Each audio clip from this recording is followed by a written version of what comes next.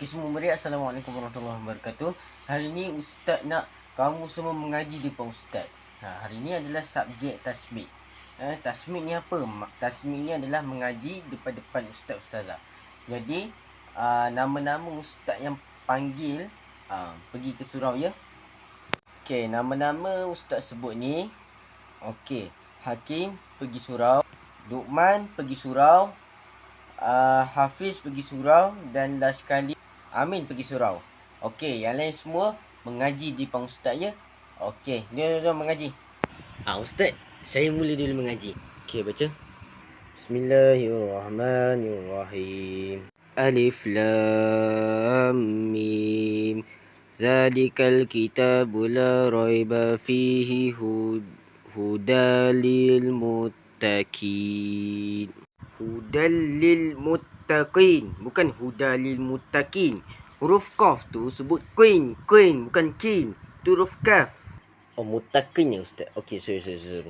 Zalikal kitabu la raiba fihi hudalil muttaqin. Allazina yu'minuna bil ghaibi wa yuqimu,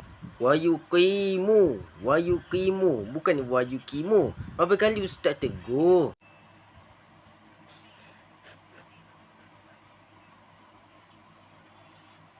Okey, baca.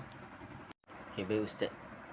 Bismillahirrahmanirrahim. Qul a'udzu birabbin nas. Apa? Lagi sekali. Qul a'udzu birabbin nas. Salah tu.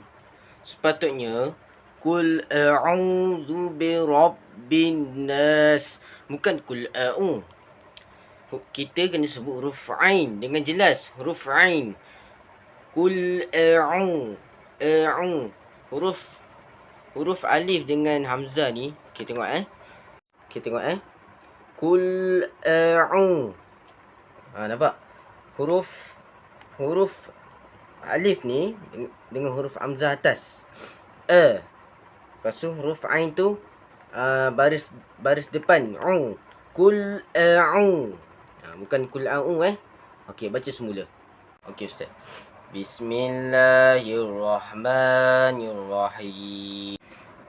Qul a'udzu birabbin nas, malikin nas, ilahin nas, min syarri waswasil khannas, allazi yuwaswisu fi sudurin nas, minal jinnati wan nas. Sadaqallahul azim.